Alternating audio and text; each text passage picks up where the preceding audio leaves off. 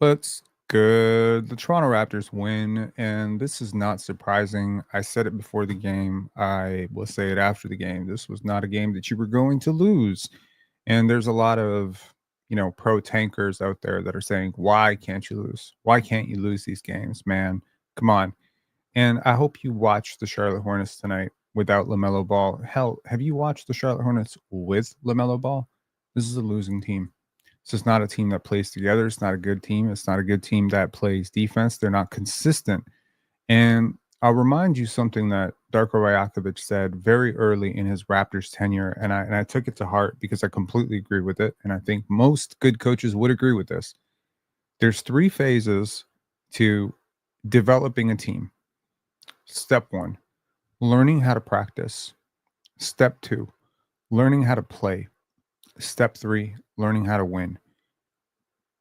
If you don't know how to practice, you don't know how to play, you don't know how to win. If you don't know how to play, you don't know how to win.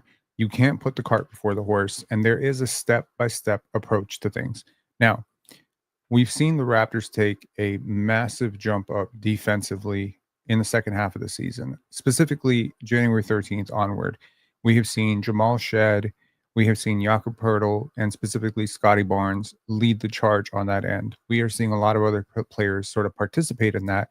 Tonight, we saw Jacoby Walter really dialing up defensively, picking up full court. You saw Emmanuel quickly digging into the gaps, although I have a lot of issues with this defense overall. We've seen Ochai Agbaji be a positive defender for this team. We've seen Jonathan Mobo have some really, really big moments. And clearly, I expect this is something that's going to get better next year, not worse, as the personnel gets better. And of course, some of your personnel is going to get a little older. Actually, all of your personnel is going to get older, but they're actually getting older in the right direction, which is to say that you're moving closer and closer to players' primes, not further and further away. When you consider a team like, and I do think windows and trajectories are very, very important when you're talking about basketball. Consider what happened tonight with the Detroit Pistons. Now, to those of you who are wondering why the hell is this live so late, well, I will let you know that John K has been banned because no offense, John K, if you end up watching this later on, I'm getting sick and tired of your comments about late. I'm done. The reason this live is late is because I was on playback and we were watching the Milwaukee Bucks and the New York Knicks, but we were browsing around and we were also browsing the Detroit Pistons versus the best team in the Eastern Conference, the Cleveland Cavaliers. And you know what was really interesting is the Detroit Pistons went in there without Cade Cunningham and whooped the Cleveland Cavaliers, fully healthy. Evan Mobley, I believe, was held to single digits. Jared Allen was held to single digits. This is a team that just outworked the shit out of M. Jones saying probably never sent $1 either. You are correct. He never sent $1, and that's okay. I appreciate all the support from the chat. I don't care if you ever, obviously I appreciate all the super chats and all the e-transfers, but even if you never do that, like, do not add to the aggravation, man. A lot of work goes into this. I'm not sitting here complaining about it. I'm watching basketball. Sorry, I'm trying to hold back a sneeze because I've never sneezed on air and I don't want to sneeze right now. A lot of work goes into this. Obviously, I've been watching basketball for about 11 hours today, trying to catch up on basketball, and I'm going to spend 2 more hours. Why am I doing this? Is it just a personal interest? Of course, it's a personal interest. I love hoop, but it's also so that you don't have to. I'm watching, tons of Michigan State games, so you don't have to. I'm watching a ton of tape on Jace Richardson from high school, so you don't have to.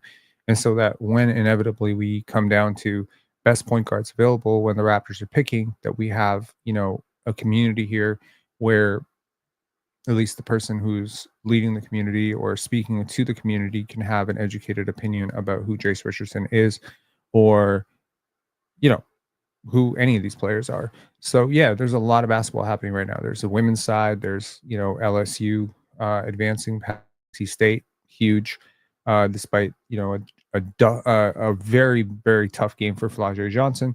So there's that happening. There's also the men's side, which we can briefly talk about. I got to tell you, there's a lot of stuff I have to catch up on with the men's side because I was only able to catch one of the games. So, Michigan State does get through. Tough down the stretch, and Tennessee gets through. And so, the Elite Eight is sort of set up now. We're seeing it now, and yeah. So what am I trying to say here?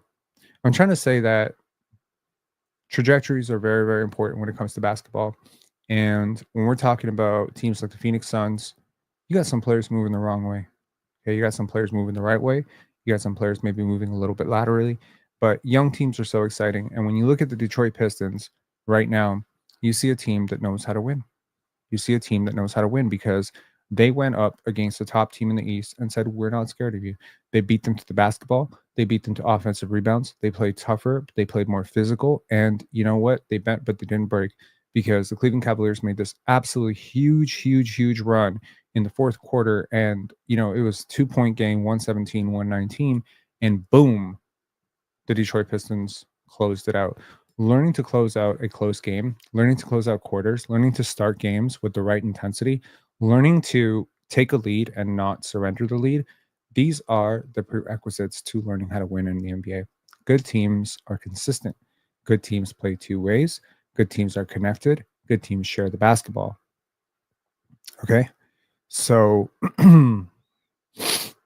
Marco T saying, how do you feel about Jakob becoming such a good leader with the team? He's getting smarter and more like Gasol on the championship team. So, I'm going to try to take that as not a very literal one-for-one comp. Gasol is a way better player, especially defensively. But offensively, I've been very, very impressed with Jakob Poeltl. He's been efficient. That mid-range sort of push shot is almost automatic. His role in the pick and roll with whether it be Jamal Shad, whether it be earlier Davion Mitchell, or whether it be Scotty Barnes now, has been very good. And I do believe that if the Raptors do end up drafting a big, which I very much hope that they do, he is going to be invaluable in terms of being a mentor for that player.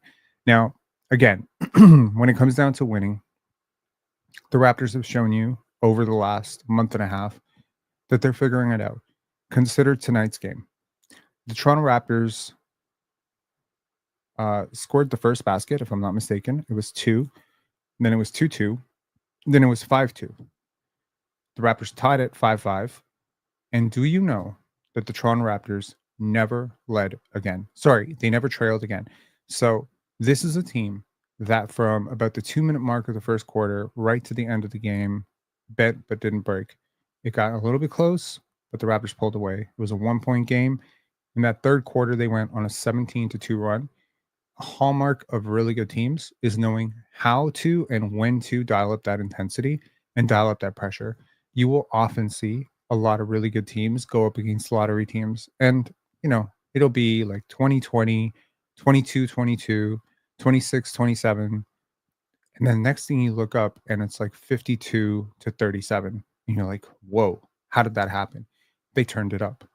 Great teams understand how to do this. I've watched a lot of great teams in my life, from the Detroit Pistons 04 to the 08 Boston Celtics. They all have this gear that they can go to where they clamp down and they say, it's business time now. We're done playing with our food. It's business time. And I feel like the Raptors are really getting there as a unit, as like a collective unit. Uh, didn't watch today. Did we sit starters in the fourth? The Raptors actually played most of their players right through. They did not do most of their egregious tanking shit. We'll take a look at what happened in this game. Really, the saving grace for the Raptors was it was turnovers. Like that's really what it was. The Charlotte Hornets turned the basketball over a lot, and they turned it over a lot tonight. Okay, so we take a look here. I mean, really, what this game came down to, if we're being honest, I mean, the Raptors got out rebounded, they got outsized. We got a first look, at least one of my first looks this year, at Tijan Salon, who's been sort of in and out of the lineup for the Charlotte Hornets. He played 20 minutes, and I believe he had 14 and 12. He looked huge. Like, he looked really freakishly athletic out there. And I don't think I fully give him credit. 24 minutes, 14 rebounds, and 12 points. That's nuts. He was a -2 in his minutes. Things worth noting, Miles Bridges had a really tough night, 4 for 20 from the field in 31 minutes. Scotty had a lot to do with that. Jakob had a lot to do with that. IQ had a lot to do with that. Jacoby had a lot to do with that. It was a team effort to shut him down, not have a lot of help around him. Mark Williams went 9 for 9 from the field, which I think is concerning, including like, it wasn't just dunks. He had a turnaround mid-range shot. Like, yeah, that was nuts too. Like a lot of skill there being exhibited. 18 points, 12 rebounds, 5 assists for him. But overall, the saving grace for the Raptors was that despite the fact that, they marginally, got uh out rebounded 45 to 56, which is a pretty big margin actually. They don't hit their 30 assist mark, which was interesting. It was really the turnovers. It was 18 to 6. The turnover differential really made this game. And the Raptors pulled up to a 15-point lead. They end the game 11 points up. And, you got a really good effort tonight, I think, despite not shooting the ball very well and shooting 1 for 8 from three from Jamal Shed. I think Jamal Shed off the bench was great. I think he's really got this commanding presence about him. He shot 7 for 16 from the field. And I'm sitting here saying he had a really good game. 17 points, including the, little fast break dunk there where he could have passed, but he decided to go with a fast break dunk. And Orlando Robinson, he had 5 points, 10 rebounds off the bench. Good production.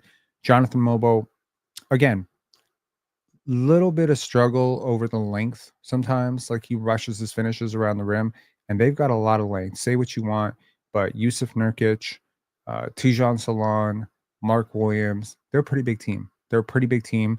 And Jonathan Mobo is legit 6'7", and he's not super strong. Like I know he looks super strong, but he's not super strong. His sleight of frame, he's just not heavy enough to move guys out of the way right now. He needs to find a way to succeed at the NBA level in terms of angles. Like, that's really what it's going to come down to. It's just angles right now. He's got to figure out the angles at the NBA level because he figured out at the college level. He was much better at the college level at all this stuff. But, around the rim, he sometimes struggles. In the floater range, he sometimes struggles. He's really what people thought or what Sam Vecini thought Scotty was. He's a zero level scorer right now. And, we've seen some progression on the 3-point shot. We've seen some progression, from the line. We've seen some progression around the paint. So, this is a work in progress. Defensively, he's got a lot of tools. I am I inclined to say that as much as I love Jonathan Mobo, I'm a little bit lower on him as an NBA player than I was on him coming into the draft? Sure. A lot of the holes have been exposed. All that's going to matter, honestly, nothing I think right now about Jonathan Mobo is going to matter if he goes into the gym, works hard, comes back, and he's a 36% three-point shooter from the corner. That's all I need. Okay. I've said that he could be the Raptors' Lou Dort. He could be that type of player. He's very twitchy. The potential is all there, but it's got to come together at some point. You are an older prospect. You are a second-round pick. You probably don't have 4 years to make your mark in the league. You can't be a non-shooter and, all this stuff. But there's a lot of good stuff. There's the handle at times has been good. The ability to handle the ball on the break, the ability to switch 1 through 5. Like he has a lot of potential. It'll be really interesting to see what kind of summer he has. Seeing him in the summer league, let's see what he does. Jamison Battle, gets the start. He shoots 1 for 7 and 0 for 5 from 3. This was not the Jamison Battle game in 32 minutes. Like that's really tough. But somehow leads the team in plus minus because even when he's on the court, teams guard him. Teams really guard him. Like they find him and he's not really getting those open shots. So we're going to see how his summer looks. I'm assuming that he's going to be part of the summer league as well.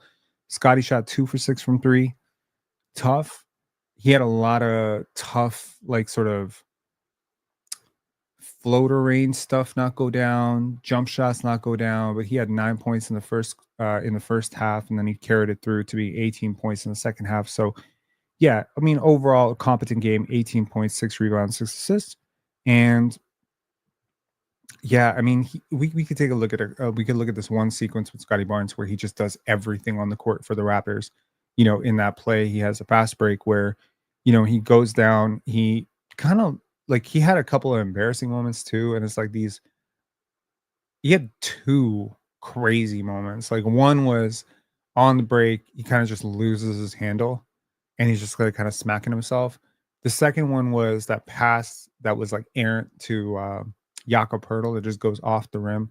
So I don't know what was going on with Scotty's touch tonight, but overall, I've seen worse. I've seen much better, but his defense was infectious. Like his defense, his communication, his leadership in 27 minutes. Again, not a single Raptor other than Jacoby Walter clipped 30 minutes. Jacoby and Jameis Sabato, the only players that's clipped 30 minutes. Those are rookies.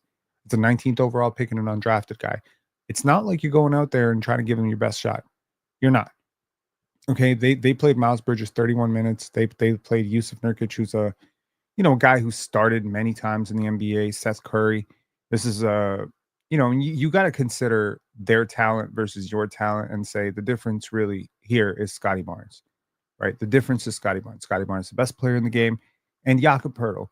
And you take those guys out tonight, maybe you can make this close, but you're not losing this game, man. You get close, they pull their starters. It's just a matter of like who wants it more, you know? And I understand that a lot of people are, upset about the tanking, right?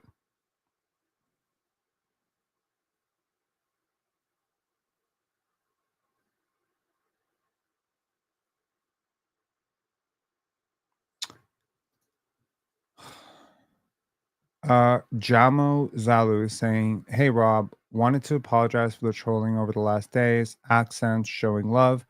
I would never do the PC playback other type trolling you've seen, but this wasn't appreciated. Sorry again." Okay, well, I appreciate the super chat. All I'll say is please don't ever do that again. It is very frustrating and kind of intimidating. If I'm being honest, to have somebody calling in and pretending to be different people all the time, it's a little bit weird as well. So all I'll say is like don't get burner accounts is what I'll say. But thanks for the super chat, appreciate it. Okay. So yeah, so I mean, a lot of people are upset with the winning and stuff, and they want the Raptors to tear this down. And all I'm going to say is, unless the San Antonio Spurs go on a disastrous, cataclysmic fall off, at which point the Raptors can certainly respond because they do have that advantage over the Spurs. I don't think it really changes anything. You're seventh, so you're seventh, so you're seventh, right? You're not catching sixth, you're not catching fifth. What these other teams are doing is egregious. The only difference here is, do you believe that what the Raptors are implementing now will carry over to next season? Well, there's something that maybe you may not be thinking about, but I'll think about it because that's kind of my job. It's my job to think about things that aren't being talked about and talk about them. We can agree that the Raptors have said all the right stuff about RJ Barrett, Emmanuel Quickly, Jakob Poeltl. What if this summer, after making this trade for Brandon Ingram and signing him to all this money, what if, what if the goal is actually to have a trade where one, two, or maybe all three of these players are traded? Now, does it help your cause at all that you make them better players right now? That you play them more minutes? That you maybe pad their stats a little bit? Does it help? It could help. It could help, right? Because I'll tell you right now, I don't know where you are on RJ Barrett as a player right now, but I'll tell you, wherever you are, you're probably higher on him right now than you were going into this season. And it's the same thing with Jakob Poeltl. And it's the same thing with a lot of players on this team. They've boosted their value. And so this summer, you think about it from a flexibility standpoint. Let's just say you do want to get super young, or you do want to get super aggressive. Let's just say you want to make a big play for a Devin Booker or a Laurie Markkinen or somebody else. It helps. It helps to have players with slightly better numbers. The other part of this is, what if you don't make a trade? Well, then these players are going to have to learn to win, and they're going to have to learn to play with each other. And I do think that NBA reps are really underrated. It's not easy to replicate the value of those repetitions against NBA competition, even when that NBA competition is the Charlotte Hornets and the Washington Wizards and the Brooklyn Nets. It is important to realize that there are habits being built here that can transfer forward, especially for young players. You know, I think it's also important to realize that you are sort of laying the bedrock for whatever rookies and whatever other people come into your team. Now, I was probably the loudest critic, and this is verifiable. I believe this is objectively factual. I don't think there was any person in the world who has criticized their own team and their team culture and dissected body language and talked about toxic culture more than I did in the year 2022, 2023, the last year of Fred VanVleet. I continue to harp on many other things. Here are the things that I harped on. I harped on Fred VanVleet. I harped on Nick Nurse. I harped on Dennis Schroeder as a leader. It's interesting that today I was listening to Will Liu's podcast and he mentioned all three of those figures, saying maybe it wasn't well received to have Dennis be the leader so soon. Fred and Nick. Then he talked about Pascal being disgruntled about his contract. And I was like, why was I getting slung with arrows when I was bringing this stuff up when it was happening? But now, 2 years later, it's perfectly fine to bring up. It brings me back to my point, which is that I'm not wrong, I'm early. And so I'll say this: the Raptors culture, since transitioning to this is Scotty's team and this is Scotty, the leader, which is exactly around 2 years ago, 2 years and a month, sorry, a year, about 13 and a half months ago, has been immaculate. It has been a culture of accountability, selflessness. Notice the little micro transactions, if you will. Jamal Shed in an interview said that, if I recall correctly, today, that Jacoby Walter was picking up defensively in the starting unit, and so it sort of inspired him. Jacoby Walter, interestingly enough, said it's Jamal Shed who inspired him. You see that sort of extension of gratitude. Brandon Ingram comes into this team. The bedrock that you have laid on this team, this culture, if you will, the winning culture, the selflessness, the defense, all of it, the accountability, it starts really with Scotty. It starts with Scotty and Darko understanding what it takes. But then it also nurtures an Emmanuel Quickly, who, by all accounts, is a gem of a human being. Maybe it also inspires certain people.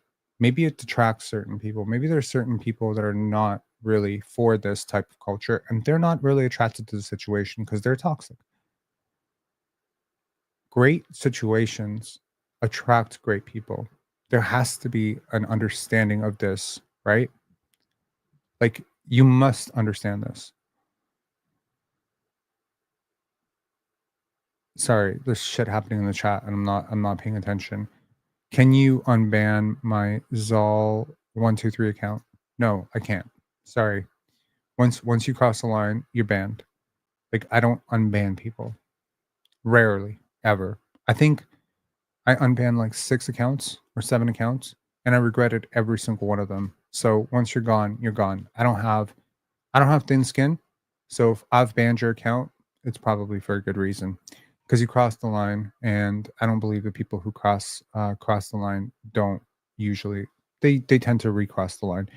Anyways, the point here being that I do believe that the Toronto Raptors are going to attract the right people to their organization. That could be a star that demands out and lists Toronto as one of the teams that they'd be willing to go to because they've heard some good stuff. Brandon Ingram, right? I bring up Brandon Ingram because Brandon Ingram said that Toronto was one of the few teams that he wanted to go to, which means as much as we think about this as a trade, I think you could look at this as a pre-free agency move. Now, I know that it'll never count on the records as Toronto signed Brandon Ingram as a free agent, but Brandon Ingram was heading towards free agency. The Raptors did not have cap space. Brandon Ingram chose to be here, and he's happy to be here. I talked to someone really, really close to Brandon Ingram's camp a few weeks ago, and they said this is the happiest I've seen him in his NBA career. The happiest. He's super happy to be here. Why is he super happy to be here? Because when you're an NBA player and you spend these, weeks and weeks on the road every season, it really does matter that the people that you're around don't burn you, that they don't drain you. They elevate you. Makes it nice when you go into a gym and you go into a practice and you know that everybody's locked in and everybody's about the right stuff and everybody is playing for each other. makes it really fun. The Toronto Raptors have created they've watered this beautiful garden, which is like their culture, and they've taken it very seriously. And if you look at successful programs, even in college basketball, from UConn to Houston, the ones that consistently win, they're built on typically three things. Number one, finding good people, good people with good body language, good habits, good tendencies. Number two, defense. Number three, ball movement, selflessness, playing for each other. These things translate from AAU, travel teams, grade school, every level of basketball. I've never seen a team that plays this way that consistently loses. Usually, the teams that play this way win. And when you think about teams, even teams that broke through, a lot of the teams that broke through in NBA history learned to play this way. They had a shift. They brought in a veteran. They brought in a new coach who taught them how to play this way. This is the way Larry Brown preached playing defense, playing with each other. This is why Allen Iverson drove him crazy, right? This is what he preached when he went to the Detroit Pistons. This is what Phil Jackson preached, right? The triangle offense, movement, unpredictability, but defense. This is what Greg Popovich preached. Playing for each other, motion, finding open shooters, cutting without the basketball, moving consistently, passing up, paint to great. This whole concept that the Raptors are building up. And now when you look at these young players, how many of these young players needed a few more years in college, right? Did Jacoby need a few more years in college? Hell yes. Did Jonathan Mobile maybe need a couple of years more in college, even though he's old as hell? Yes. Did Ulrich need a couple of years in college? Yes. Will your draft lottery pick need a couple of years in college? Yes. Come on, Malawach could use 3 more years at Duke. Okay. A long time ago, these players would come out after 3, 4 years. Now they come out after 1 because the money is too high. But that doesn't mean they didn't need those extra 4 years. And what the Raptors are doing right now is they're creating this perfect environment where people are willing to teach and willing to learn. It takes buy-in from your Jakob Hurdles, to be a mentor. It takes buy-in from your Emmanuel Quickleys to allow someone to step into that position of leadership. But it also takes a commitment from those young players to get better every single day. And now, this young lottery pick, this 7th overall pick, 8th overall pick, 9th overall pick, whoever it is, whenever it is, could be Kaman, could be Colin Murray Boyles, could be Derek Queen, could be Colin Knipple, whoever it is. That person is going to come in and they're going to find out right away, oh, we play defense in the North. We share the ball in the North. We work in the North. We show up 25 minutes early for practice in the North. We stay 20 minutes after practice in the North. We communicate in the North. We air out our problems in a healthy way in the North. We play for each other in the North. We pass up good shots for great shots in the North. See what I mean? That culture makes that player better, whoever it is. People think in total absolutes because they're absolute morons. They've never succeeded in anything in their lives. They think lottery balls because they play the lottery. The same people who play the lottery, probably the same people who are degenerate gamblers, who've been playing scratchy lottery tickets their whole lives. I'm not trying to put anyone on blast. What I'm saying is success is not an overnight thing. Success is a process. I mentioned earlier in the season when the Raptors had their schemy, very gimmicky, let's call it gimmicky, aggressive attack defense, that they were just teaching these kids how to actually guard the ball.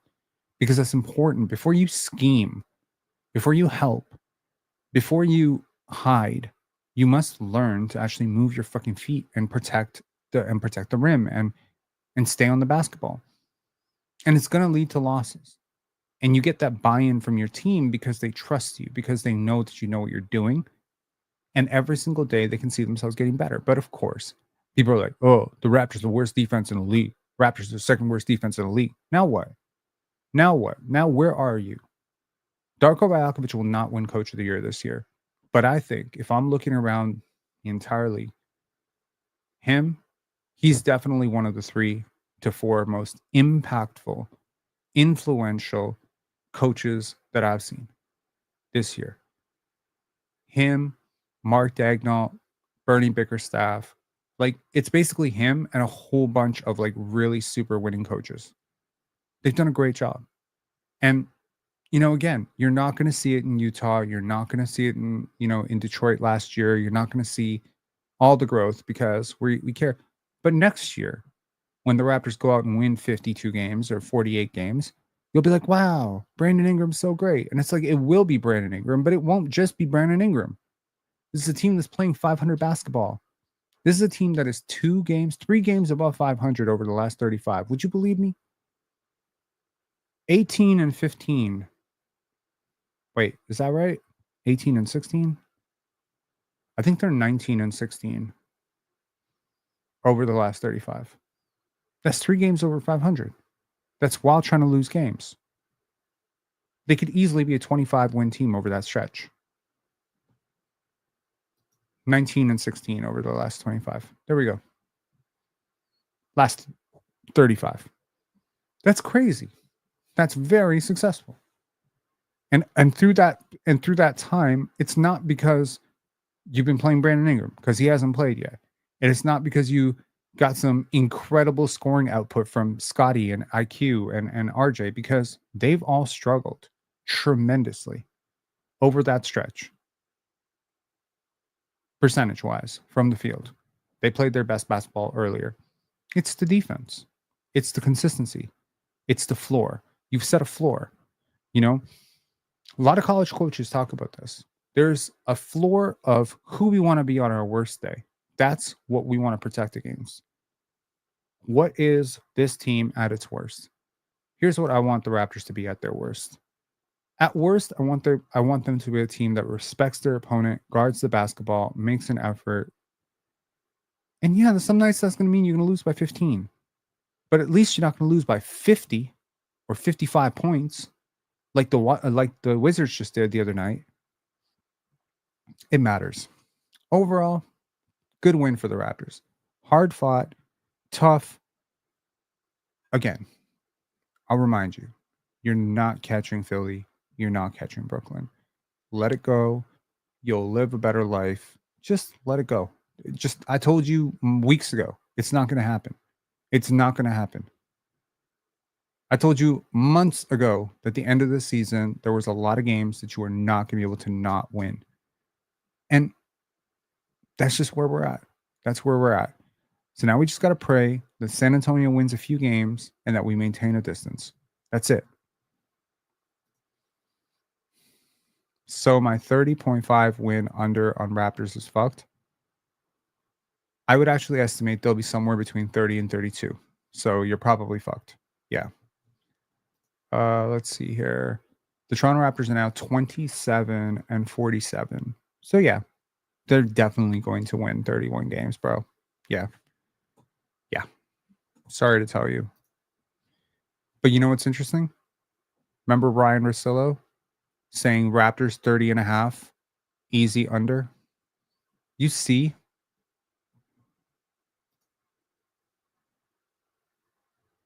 Please 30. I got $15,000 payout, LMAO.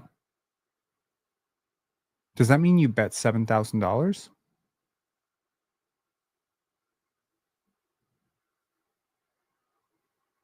Sorry, I'm you if you've been I want to empathize with you, but as you know, I'm not a gambler and I'm not somebody who ever would support sports gambling. So no, I don't. No 10 leg over unders. Oh wow. Damn. Well, I got bad news for you. It probably ain't gonna happen. So yeah.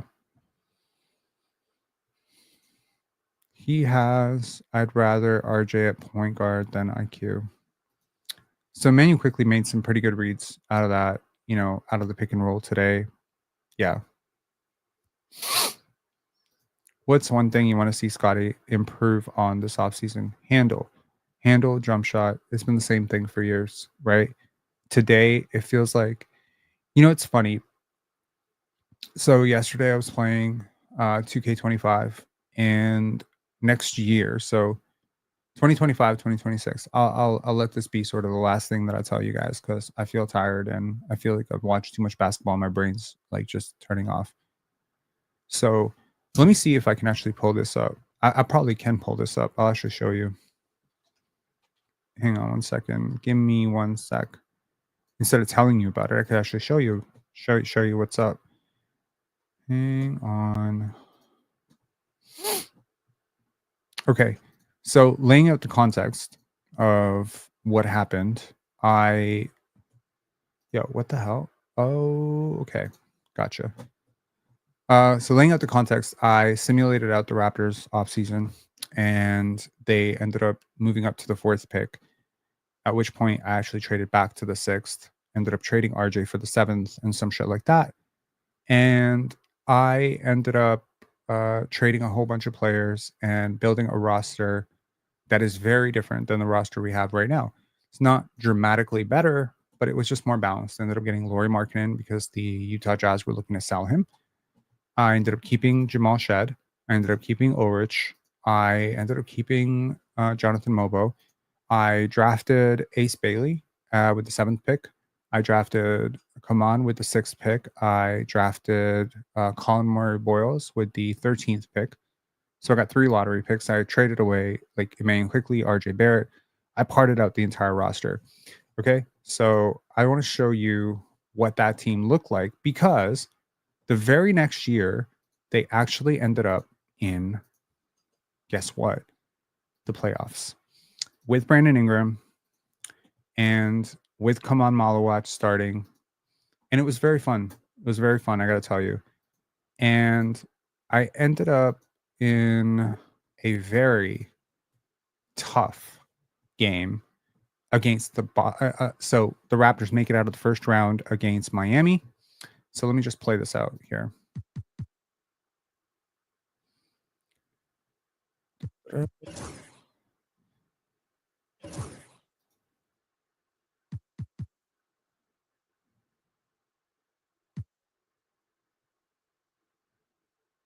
So I jumped in here. I actually want to show you this crazy comeback. This is not what I want to show you. Where are we at? Where are we at? Where are we at? Is this it? Races the moment, taking and making important shots. On offense, here come the Raptors. Here's Markkanen. Tries again. It falls! Oh, what a sensational bucket! That brings it within 1. There's a 4-second difference between the shot and game clock. And I think we'll see him milk the clock a bit. Yeah, seems like the heady move right now. Here's Cunningham. Barnes with the rebound. Down low. Oh, stolen by Harris. And they foul intentionally. Now they're going to have to do that again. They're not in the penalty just yet. Yeah, just trying to keep this game alive. Not a bad foul right there. And it's Detroit with the ball. They lead by 1. And now they decide to foul intentionally.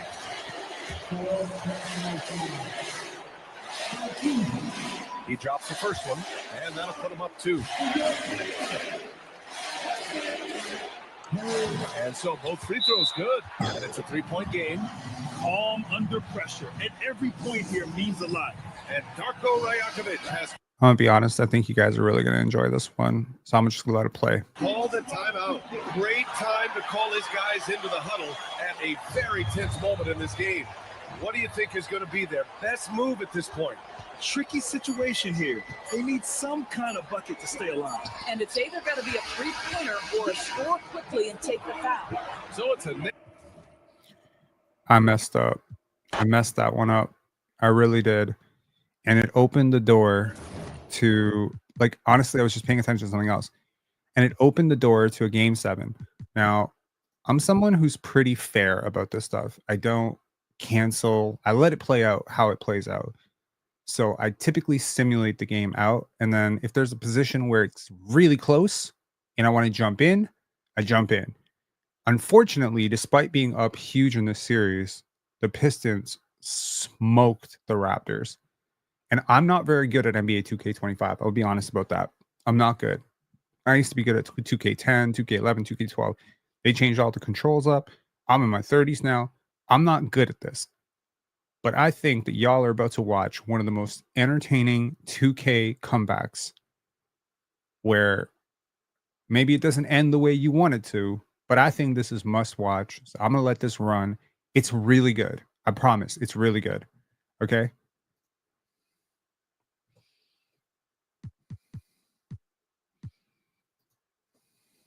Okay.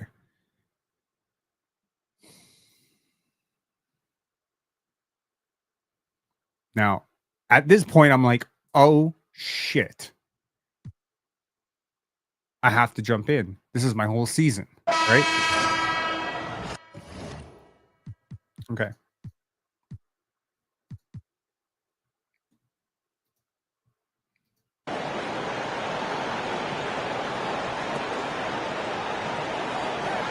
Harris outside.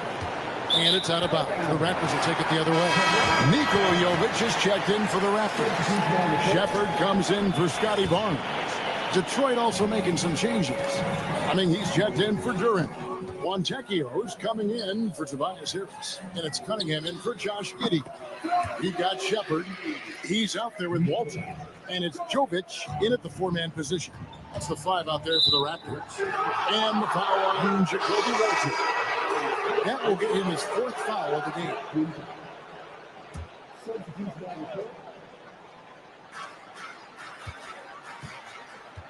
Ivy on the wing. Here's Quintman. Hits it from three-point range. Quintman's got himself going there. His first points of the game on the deep ball. Raptors trail by 21. Pass to Barnes.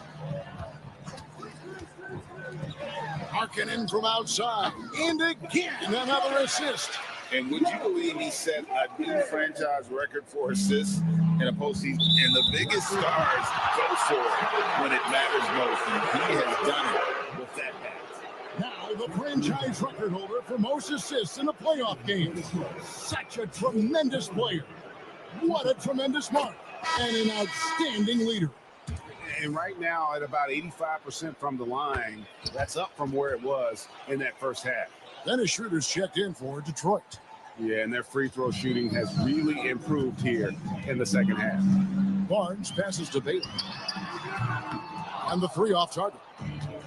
Just a solid performance on the interior. The rebounding has been off the charts.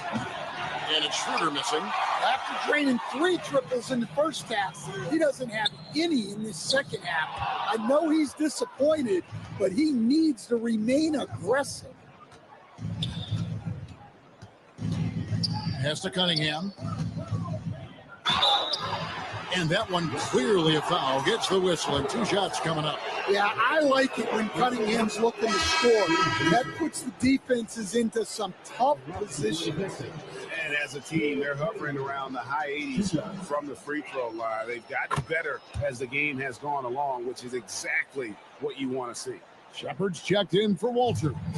And then for Detroit, Duran, he's checked in for Jakob Poeltl. And Josh Giddey's subbed in for Dennis Schroeder.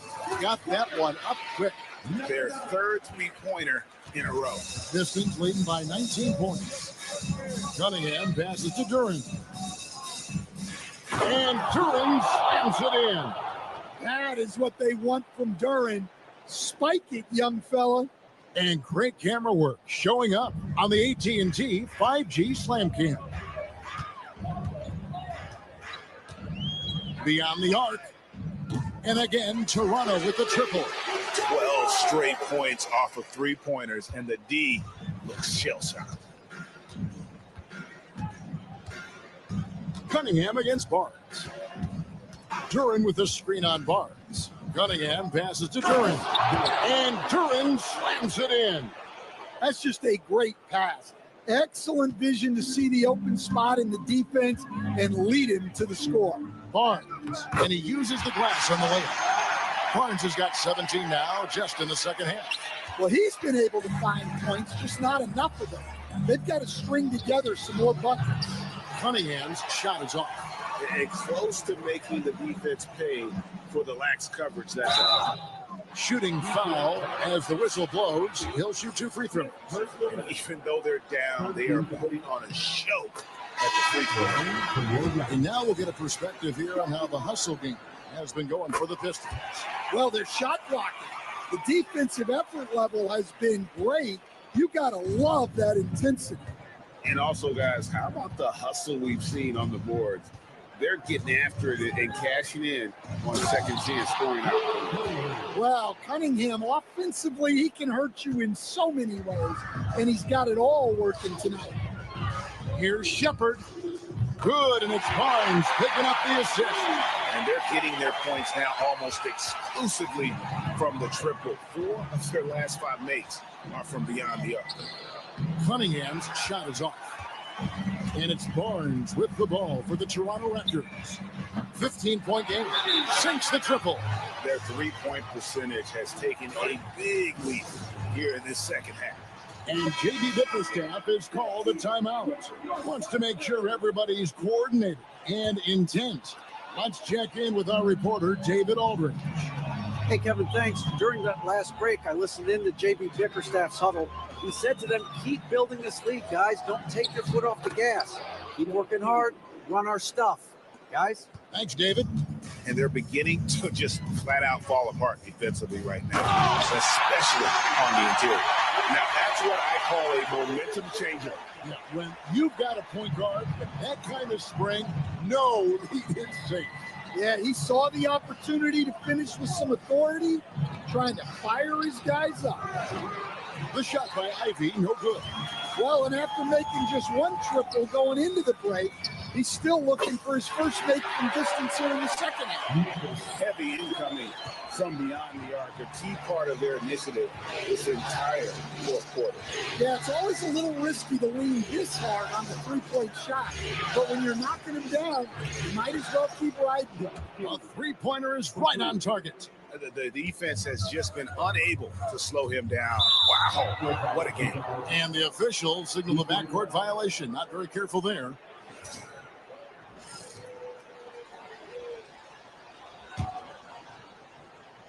So it's Detroit now. Boom, he jams it straight down.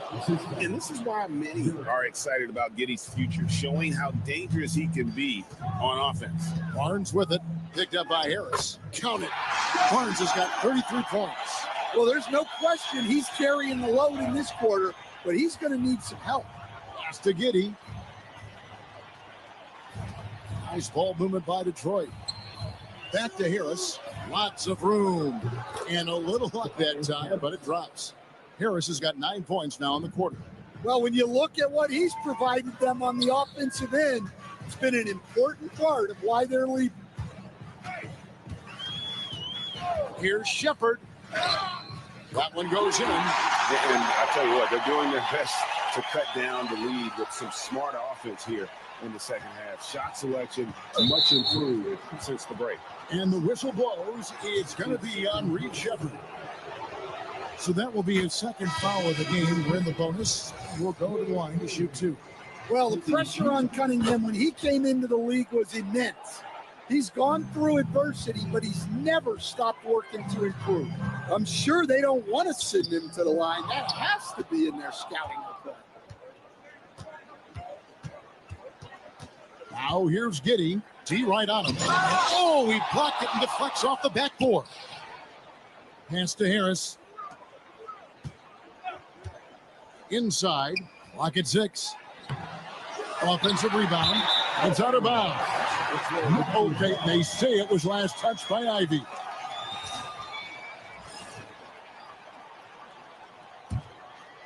Raptors trail by 14. Ingram deciding where to go with it. Fires the 3. At basket number 6 to the stat sheet. He's now 6 for 10. Their ability, again, to stretch the floor, particularly in this second half. Yeah, and where has the defense been? They've been content to let them fire away.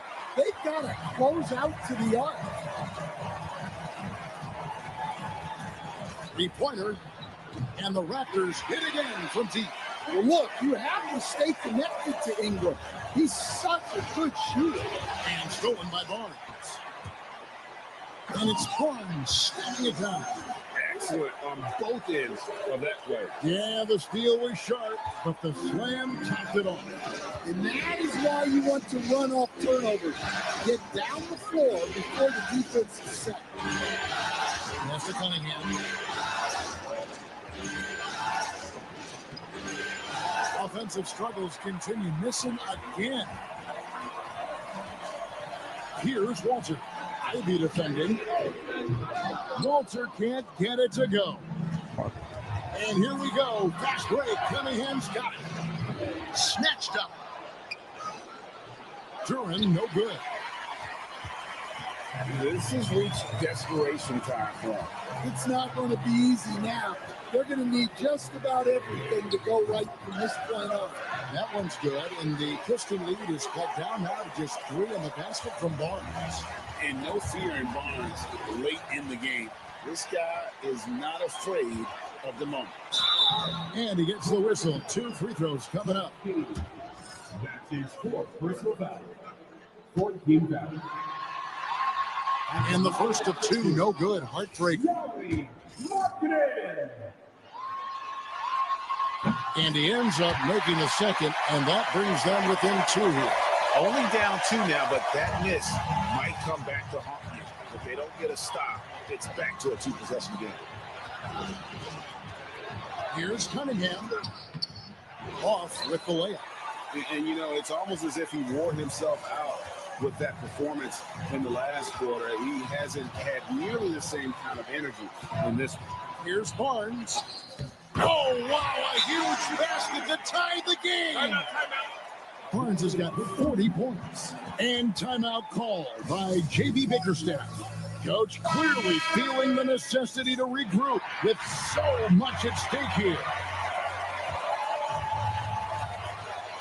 There's 18 seconds left in the fourth quarter of this one. Cunningham against Barnes. Cunningham with it. Over Barnes. Oh! Missed it. Doesn't register as a block, but he did everything he wanted defending that shot. Well, you know, sometimes the most pivotal plays don't always go on the stat sheet. And the timeout called by Darko Rojakovic. This is a huge moment, folks, in this game. And he wants to be prepared.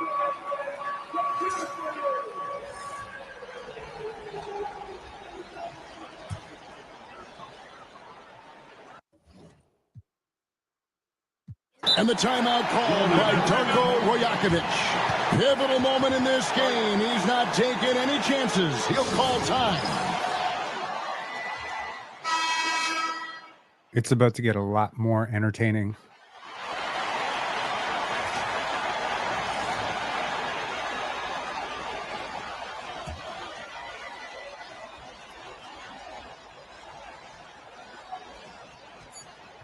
To win it. And regulation now complete. We will go to overtime. We'll be back shortly, live from Toronto. A game 7, right? A game 7 like this? Crazy. Well, 4 quarters weren't enough to decide. I'm gonna be this honest. ballgame. When Laurie Sit missed back that and free enjoy throw, as we move on to overtime. I thought we were cooked. Go.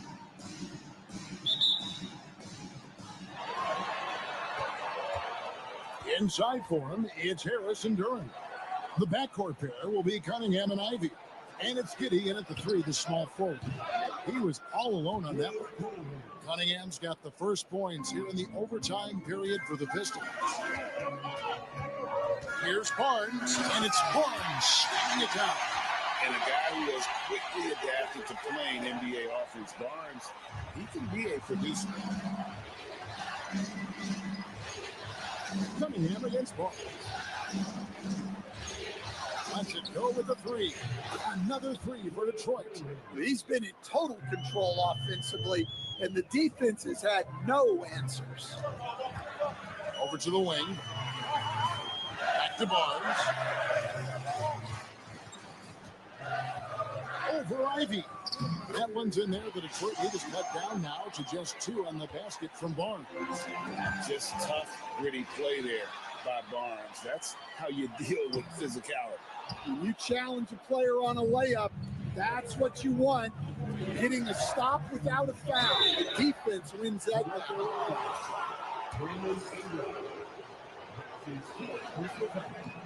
Free throw good from Gradey. And that's a spot of the floor Gradey wants to improve. He certainly puts in the work there to get better. And both free throws good for Gradey. And Ingram has got the ball here for the Toronto Raptors. Trailing by 4. Barnes up top over Cunningham. Three-pointer Markkanen. It's rebounded by Gradey. Detroit's gone 2 for 2 on their three-point shot since they started overtime. Something they might want to stick with. Toronto, they've gone 2 of 4 on their shots here in overtime. Detroit with the rebound. Duran's got 10 rebounds here tonight. So active. Harris. And it's Toronto with the rebound. Barnes has got 13 rebounds in the game. Seeded. It's blocked. Well, Duran making his physical presence known. They swipe it. And here we go. Fast break. Barnes has got it. And really the defense fouling there to prevent the layup, but that's exactly what you need to do.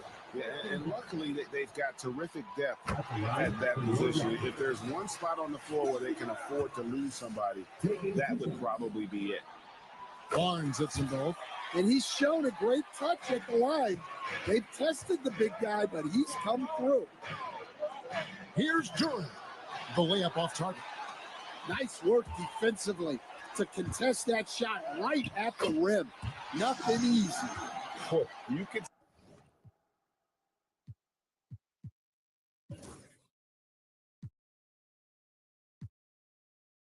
see their confidence growing. They have reason to believe. Yeah, they're in this one. They have some momentum on their side, and they just need to keep up the intensity. And there's a whistle. That goes on Scotty Barnes. That's his 5th foul. And the next one puts him in the bonus. We're just over 2.5 minutes into overtime in this exciting game. To Cunningham. Detroit, no good that time either. The Raptors have gone a shade under 50% for the floor here in overtime. Again, what an avalanche! And how about the night he's had? That score now ties him for the single game playoff high for this team. He has been nothing short of amazing tonight, right? A legendary playoff performance from him. It's to Harris. Lets the 3 fly. The rebound by Brandon Ingram. Ingram's got 4 rebounds. Yet another bucket. And he's on a tear offensively, lighting up the scoreboard with a purpose. And how about this? He now holds the team's single-game record for postseason scoring. Ball's not loose. Overtime basketball, a little under 3.5 minutes into it. Pass to Walter. It's up a 3. Detroit with the rebound. Well, it's just not been his night. He's finding good looks, but they're just not falling. Good on the triple. Giddy's got 5 points now in the quarter. Oh, stone cold stuff there from Josh Giddy. Big time shot in the moment. And got it. Another basket. And this game has his name written all over it. Greg, he's been phenomenal in offensive onslaught. Mr. Schroeder takes a 3. The putback, he hangs in there and cashes in on the second chance points. And a timely make from Duran. They really needed that. The defense that time from Duran. That's not the type of opportunity he fails to convert very often. Here's Cunningham. And the call on the shot that sends him to the line. It's going to be on Jacoby Walter. Yeah, there you see Cunningham's willingness to take contact, to battle for his shot inside. And the second of 2 is good. That ties the game up. Well, they had a chance for the lead right there, but we're all evened up. Barnes against Schroeder.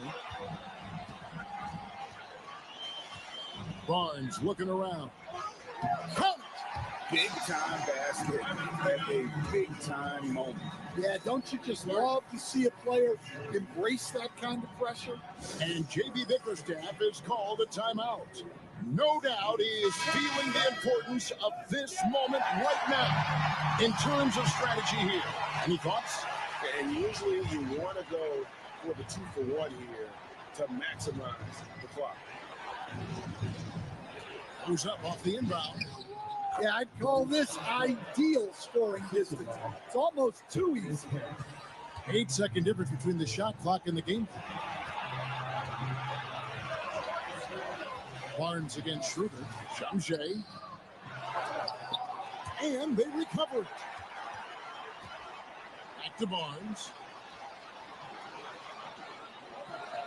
Shot clock at 5. Markkanen sets the pick for Barnes. Another bucket. Wow. I mean, when have you seen a player get this hot in a playoff game? I don't know, GA. I know this, though. He now ranks 3rd all-time for single-game scoring in the postseason. Simply stunning. And he's not far off from Baylor and Jordan. Can he keep it going? To the paint. Here's Harris. Money! Yeah, his athleticism more than makes up for his lack of size. Allows him to compete even against bigger guys. And the timeout called by Darko Rajakovic. The magnitude at this juncture in the game clearly warranting a timeout. Here's Barnes. Oh, and a chance to win the game, but the last second shot is off wide. And so we are tied again at the end of. And as we play into another overtime, the tension continues to build. Both teams refusing to quit.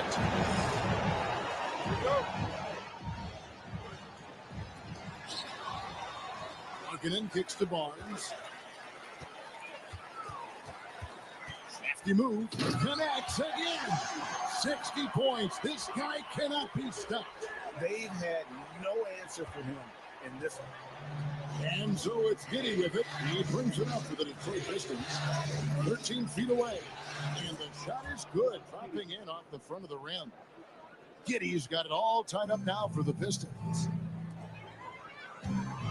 Here's Markkanen. That's good. And it's Ingram with the assist. Markkanen's got 28. Well, we have seen Markkanen accept more and more responsibility over time. What a dominant scorer. Gradey with the bounce pass. Harris kicks to Cunningham. Shot from free throw range. Doesn't get a good drop for him. Well, and even though he couldn't get that one to fall, that's a shot they want him to take. And it's Ingram missing. Here's Gradey. It's blocked. It's out of bounds. The Pistons able to retain possession here.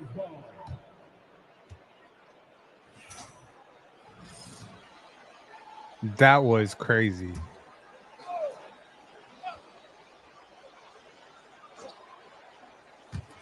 Raptors on defense. The lead is 2. Blocked again. Here's Walter.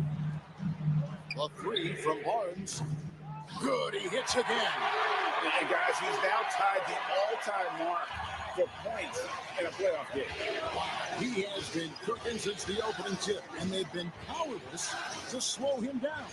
His airness with a little company on his lofty perch, just remarkable. Cunningham's shot is off. Raptors leading by 5. And here is Barnes. And good, there's another. And he set a new all-time record for single-game scoring in the playoffs. I mean, what a night to remember. And for those of us who are lucky enough to witness it, I'm sure we will never forget this. And Michael to now witness someone break his record. I mean, this is crazy. Now, here's Cunningham. He's tightly guarded. Good on the three-point shot. Cunningham's got 10 points in the quarter.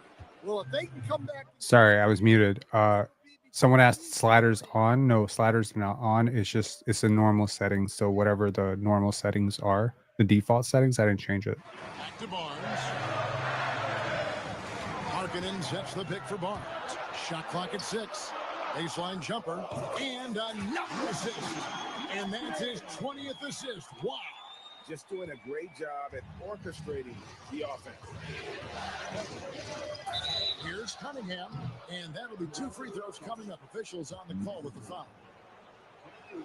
Tough stuff from Cunningham inside, enduring the foul and able to get that one off. And so Cunningham nails both of them. Well, that's what you expect from him in this situation. Raptors leading by 4. Here's Barnes, and good, he hits it again. And he's been dominant here thus far. Shouldering the offense, GA really taking it to the opposition. Here's Cunningham. Nobody near Schroeder. Off target from three-point range. Raptors shooting 55% from the floor. They're feeling very confident offensively. And foul on the shot. He'll shoot 2 at the free throw line. That's on Jalen Duren. Look how ready Barnes is to play physically. He insists on finishing his motion. Now Cunningham.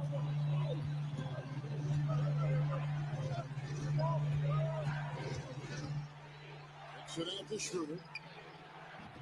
Oh, good on the triple. Raptors with the lead. Ingram outside. Barnes outside. Back to Ingram. From outside the arc. Duren pulls it in. Duren's got 14 rebounds tonight. Going after. There's the lob to Duren. Takes the alley-oop pass and dunks it down. What timing on the alley-oop from Duren. That speaks to the chemistry and connection he has with his guy. And another one falls. Amazing. 71 points and no end in sight. This young fella is in the zone with the defense right now. Looks healthy. Cunningham passes to Schroeder. His 3-pointers off the mark. And there hasn't been anything easy for him in this period. Well, the offense has to look for ways to get him easier shots, better selection. You have to be set up for success. Again, Toronto taking no chances. They go on one last run to seal the deal. Yeah, this run has poured a bucket of water on any ember of a potential comeback. Cunningham's shot is off. And here are the Raptors now. Barnes with it. Duren picks him up. Some nice ball movement here by the Raptors. Down to 5 on the shot clock. From the wing. And another basket for Toronto.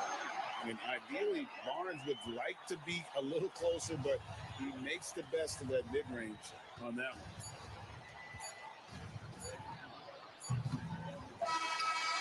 And so the Toronto Raptors take the series and will move on.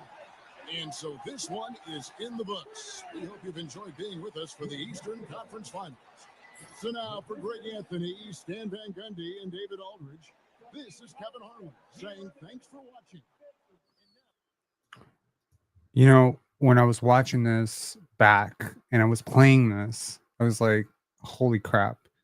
If Scotty ever pieces it together like this, if he could ever have this type of ability to just get around the court, if he could have this type of ability to stay on balance that he did in this game, it would be amazing.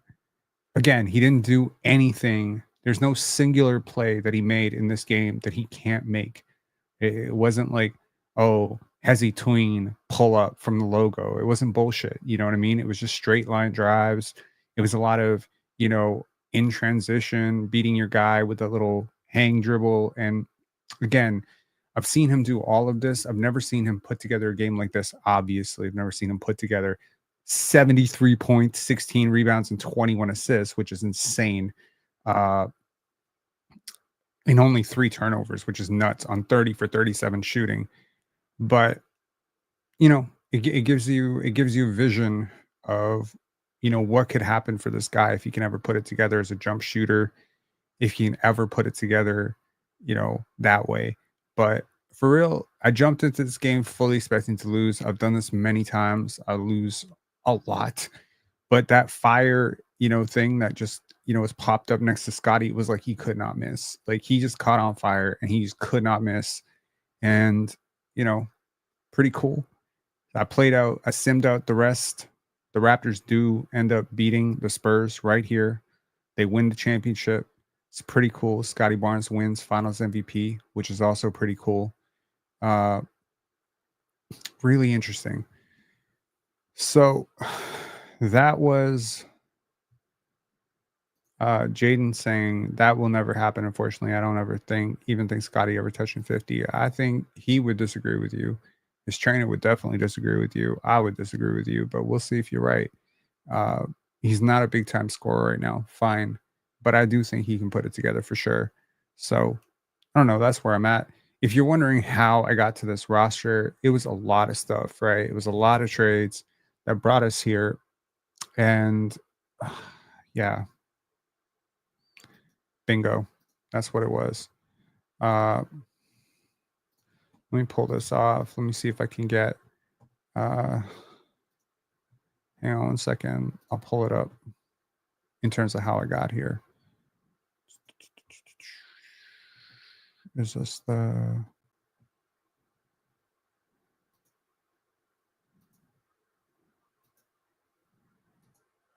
Yeah, I made a ton of trades, man. I'm not going to lie to you. I made a lot of trades. I made some smart, signings, and it was like open season. I ended up trading Emmanuel Quickly, ended up trading RJ Barrett, ended up trading Gradey Dick. Gradey and something were traded to the Houston Rockets. I think it was Gradey and Ocha were traded to the Houston Rockets for Reed Shepherd and a first-round pick, which I actually think is, weirdly enough, a really fair trade. I rejected any trade that I thought was unrealistic. So from the computer, if they're offering me Kevin Durant for RJ Barrett and Emmanuel Quickly, because I just rejected it because I was just like, that's not fair. So do you think RJ gone 100% this offseason? No, I don't think 100% anyone's gone. I just think RJ, Emmanuel Quickly, and Jakob Poeltl, it's open, and I do think Gradey's open. I think all those players, it's open. The whole goal of this, and actually one of my biggest reasons for wanting to draft 4 players. So I ended up drafting 4 players. I ended up drafting. The draft was nauseating, actually. Let me see if I can pull up the draft. It was actually pretty interesting. Hang on 1 second. See if I can pull it up. So one of my biggest reasons for drafting 4 players in the lottery, 3 players in the lottery and then 1 player in the second round, was because I was like, hey, the Raptors are so good at developing players, right? Like if they're so good at developing players, why don't I just get more players? You know what I mean? That just makes more sense. Largely, I think that makes sense. To me, that makes sense. Right? Wait, what the hell is happening here? That's the wrong window. My bad. Remove that.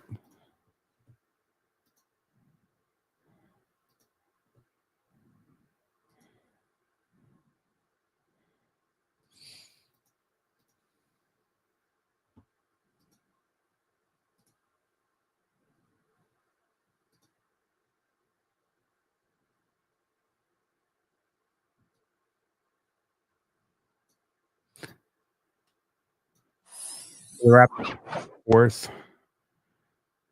This is the draft prior to this one.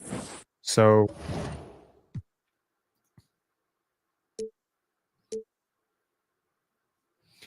these were some trades that were available.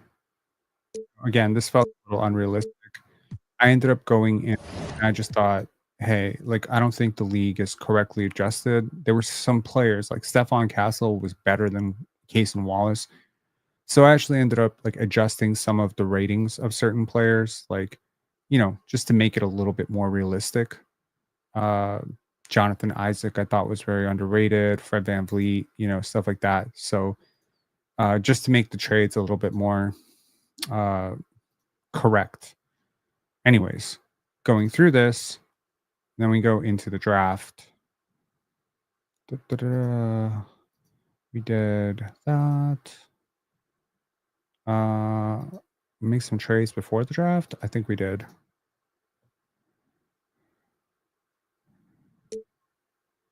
So these were some of the trades that were available. It's just like it seems a little unrealistic. I would sit there and cycle these options for like 20 minutes, right? I kept thinking about this Ron Holland thing because it was like a great way to clear a lot of cap space. And it almost feels a little realistic. Ron Holland hasn't really worked out for them. It just kind of makes sense. But ended up swinging the deal on this trade right here. Harrison Barnes and Emmanuel Quickly to Utah for Lauri Markkanen and the 2025 first-round pick. Obviously, in real life, if this happens, Danny Ainge is probably asking for that pick, not us giving it up.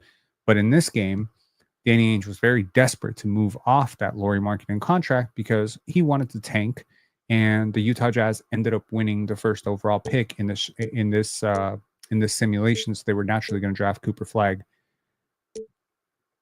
Now I'm shopping Jakob Poeltl. These were the picks that were these. This was what was available for Jakob Poeltl. I think I ended up settling on Isaiah Stewart plus a first round pick, and then I flipped Isaiah Stewart for something else later. But I looked through all the options.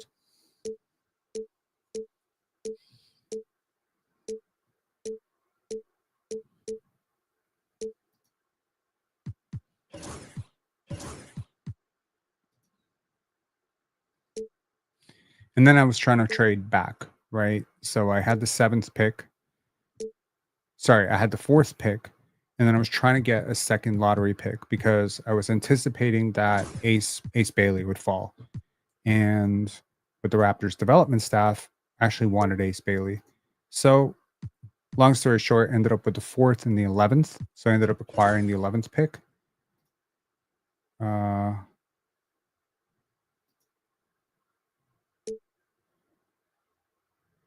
did I get the 11th pick? And I was trying to move to 8 and just trying to piece it together bit by bit. Ended up getting to the 8th. So I ended up having 4, 8, 20, 23, and the 8th pick, which was from Portland. And then I ended up swapping some more. Was not willing to trade Jacoby Walter, even though he missed literally every single shot in that game.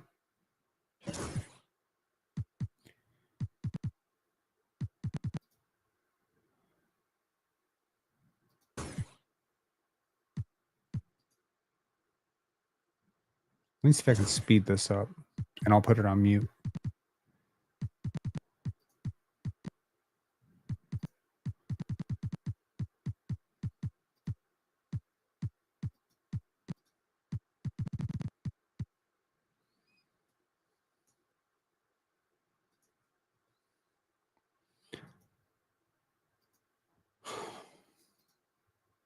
Hi, Rob. Do you think Shed can become a starting point guard? I mean, yeah, I do think he can. I wouldn't bet on it, but I think he's been really impressive. So, yeah, overall, I was just looking to trade down because I didn't like my options at 4, 5, 6. I felt based on how the mock draft in this simulation was going, it felt like Derek Queen was going to go a little bit higher. I knew I wanted Kaman Malawach, and I wanted to catch whoever fell, whether that was Con Knipple, whether that was Ace Bailey. I just wanted that second high lottery pick. And so, yeah, I ended up just scouring the league to see who wanted to trade, what future picks I might need to, trade. Even if that meant I had to trade a 2028 first round top 6 protected or something like that, I was willing to move off of it. I was willing to move off of Jamison Battle, although I ended up keeping him. So I ended up keeping all the rookies. Am I mistaken on that? No, I think I ended up keeping all the rookies. If at some point I might have traded Jonathan Mobo, I'm sorry, but yeah, I think I kept most of the rookies. Let's see here. So yeah, so I ended up with 4 and 7. I didn't want 4. Again, I didn't want 4. So I want to basically trade back to 6 or 8 and get an asset. Because again, I in this game, I don't know if in real life this is going to hold up, but I do believe Come On will be there, right? So yeah, this is me aiming high, wanting Keyshawn George plus the pick. You know, I'm a little Masai Ujiri that way in terms of aiming high for that shit. But nevertheless, messed around with this for a bit. And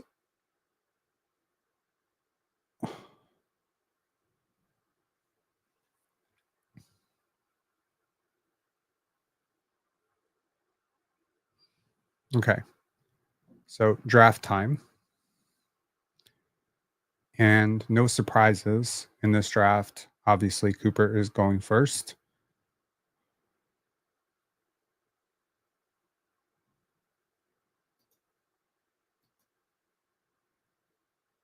Yep, no surprises there. Cooper Flag goes first. Dylan Harper goes second. Derek Queen goes third to Philly. And then the Raptors are on the clock with number 4. And this is where I'm in panic because I really want to trade out of this position and I want to get back to 6. So I'm looking at all my trade options. Do I want to give up? You know, what do I want to give up? Jarrett Allen was super interesting. Like he's a really good contract. Khalil Ware was also really interesting with this pick. Like, could I potentially get a guy who's a year ahead, but I just couldn't get off a 4th overall pick for Khalil Ware. Tamani Kamara was really interesting as well. The idea of trading for Derek Queen did not appeal to me at all. I wouldn't have taken him 3rd. So again, I thought about Peyton Pritchard. I did think about it, but I don't want to be undersized. This deal really like struck me. And I do like Musa Diabate, but I wanted something else. So I took their first pick in the 2nd round, and I wanted the Dallas unprotected. They did not like that. So they offered something else. Now, in a separate trade, I had gotten a swap from Dallas. So again, I am going to make this deal work somehow. I don't remember how I did it, but yes. 2027 Dallas unprotected. And I'm willing to give them the Pistons 2027 unprotected, which I acquired in the Isaiah Stewart deal. And I make this deal because I'm betting against the Dallas Mavericks future with Anthony Davis and all their old guys getting older. And I'm betting for the Detroit Pistons. So Jeremiah Fears ends up going. And now I get my guy, Kaman Malawach, which is amazing at number 6. And then at number 7, I ended up getting Ace Bailey, right? There's no need to overthink this. Big time shot maker. You know, you think about it, and you're like, okay, like I could definitely see this. Now, I definitely did think about trading this. Like, you know, I definitely did overthink this to see if maybe there's some crazy trade. I thought about the VJ Edgecombe thing, right? Give up Jamison Battle, get an extra pick, take VJ Edgecombe. I thought about, you know, I was really hoping that like there was just going to be somebody who was going to wow me with an offer, so I didn't have to take Ace Bailey because I'm not a huge fan. But at this point in the draft, like I may not be sold on him as a 3rd pick, 4th pick, but at 7, yeah, I could definitely see that. I wanted to trade for Nikola Topic. Like I really wanted that. Like Nikola Topic plus the 1st round pick. I thought about Cason Wallace, but then again, undersized. So eventually, after a lot of dancing around, I did end up just saying fuck it, and I made the pick. I ended up also getting the 13th pick at some point for somebody. I think it was for Isaiah Stewart. Or the 14th pick.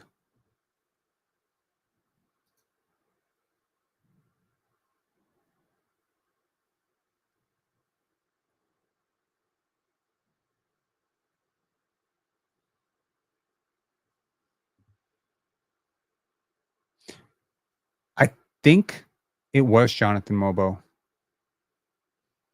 I have a feeling I traded Jonathan Mobo. Yeah, I did.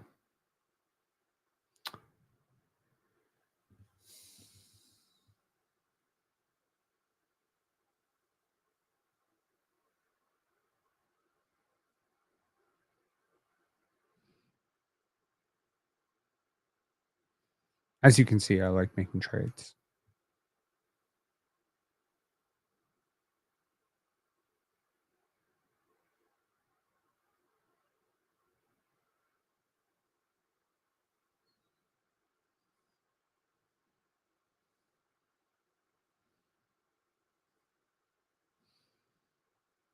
Hmm.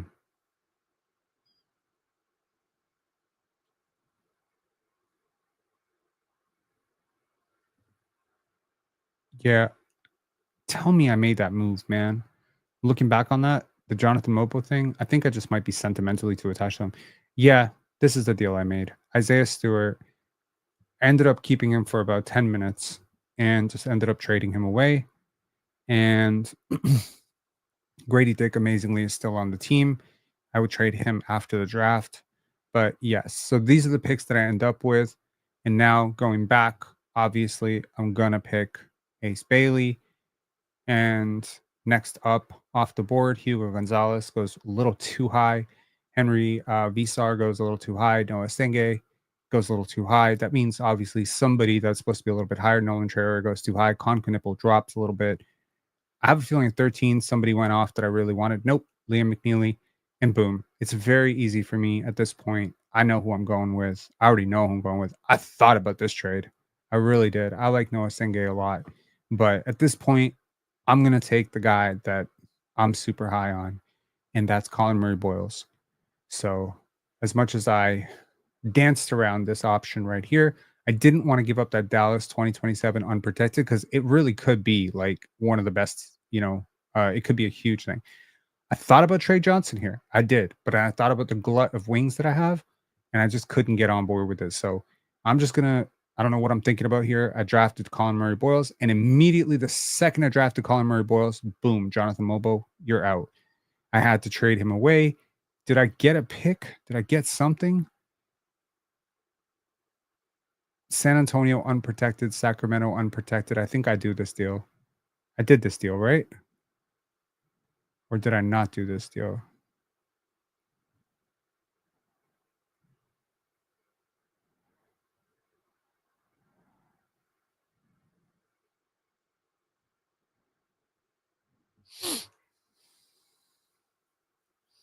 Max Christie is very tempting.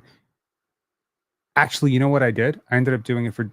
I'm so stupid. I ended up trading for Jonathan Isaac, and then I realized that was way, way, way over budget, and then had to trade Jonathan Isaac. So, yes, nice one saying nah, keep Mobo. See, the thing is that as much as I love Jonathan Mobo, I just think that it's really, really hard to have Jonathan Mobo and Colin Murray Boyles on the same team, much less the same lineup. And neither one of them is starting for me, so they have to play together. So, anyways, this is the draft going off, going off, going off. As you can see, Asa Newell and Kasparis Yakushonis both drop a lot. And here I am on the board, and I'm not thrilled with my options here, right? Because I would have definitely gone with Asa Newell here, but I just don't like it. So I'm actually going to trade this 25th overall pick. I don't like who's on the board. See if I can get some future draft picks. And 2026 Utah unprotected. That seems great to me. So I ended up trading it for that. And there goes everyone. And this is going to suck because a lot of players that y'all probably like, Ryan Cockbrenner, JT Toppin, and Thomas Sobers all go off the board right before the Raptors pick, and Rasheer Flemings. So it's like, shit. Where do the Raptors go from here? I probably fucked up there. I probably should have picked one of those guys. I didn't. And here, I'm now looking to trade that eighth overall pick the eighth pick in the second round because I'm not really thrilled about what's available. But there is a player that I really do like in this range that's still on the board. Maybe I'm reaching a little bit, but Rocco Zakarski is probably the guy that I'm going to go with here. And yeah, that's where I'm going to go. So end up going with, I don't know why I'm going this far down here. I'm just, overthink it too much. But yeah, I thought about McKenzie for sure. Ended up getting him in the undrafted heap, but yeah, just looking at this, I'm like, you know what? The thing that I want most on this team overall is defense, length, size, right? Positional size. I want to be a bigger team. I want to have young players who have that, growth potential. So end up picking Rocco Zakarski at 39. So, overall, I would say this is a great draft. If the Raptors do end up, pulling off something like this in the magical world, this would be amazing. I think we would all be ecstatic if, RJ Barrett plus Emmanuel quickly turns into this. Like, that would be amazing. So come on, plus Ace, plus Colin Murray Boyles, plus Rocco Sikorsky, and now, Gradey, and boom, now we're going to trade.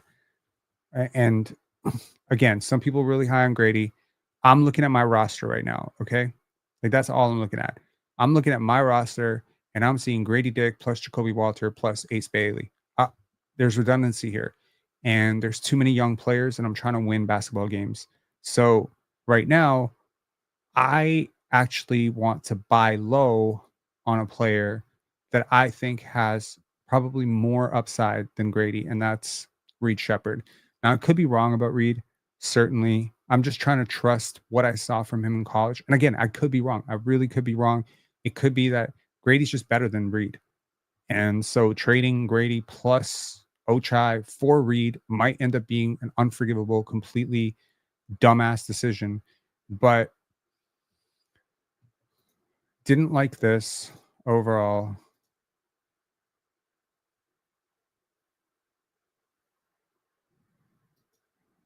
We have a caller waiting named Honda. Honda, it's 1:18 in the morning. I usually let callers on. You're going to have to turn on your camera behind the scenes so I can actually see that you're a real person before I let you on. We've had a lot of trolls lately, and I just want to make sure you're not a troll. I can't. Oh, okay. Gotcha. Okay, let's bring you on. What's up? Hey, how are you, man? I'm good. How are you? Good. You almost showed me on the live. I got scared there for a sec. But yeah, what's up? What's good? You had a question, I'm assuming? Question. Oh, I just wanted to talk Raptors. Sure, let's talk really, Raptors. Yeah. Do you think we can nab like a superstar in this draft? Or is that crazy to think? Superstars, like, what's a superstar to you? To me, a superstar is, I define superstar as really like someone who you can say is an MVP, is in the MVP conversation, but it's like, and it's not something you would laugh at or char at, for example. So even though I consider Jalen Brunson to be a superstar in the NBA, some people may see him as a star, but I see him as a superstar just given his impact, especially him. But we see him in the playoffs. So generally, it's like a top 10 player in the league. Someone I think maybe you could stretch it to top 5 if you really want to, but I'm being loose with the definition. So is there anyone that you think we can draft that could be a top 10 player in the NBA? I think that like one player that probably is, let's say, on that superstar tier would be Cooper Flag. Like, if we get the first overall pick, that would be the obvious answer to that. But apart from him, in terms of like someone that I would be like, that's definitely gonna be what I think is a superstar, I can't say there's another one. I can't look at this draft. Like, there's guys with upside to be that type of player for sure. There's guys with that type of upside. Like, when I look at an Ace Bailey, fully actualized Ace Bailey, yeah, sure. That's certainly a player who could have that kind of upside. Come on, if he does hit on some of the, Joel Embiid projections that people are seeing in him.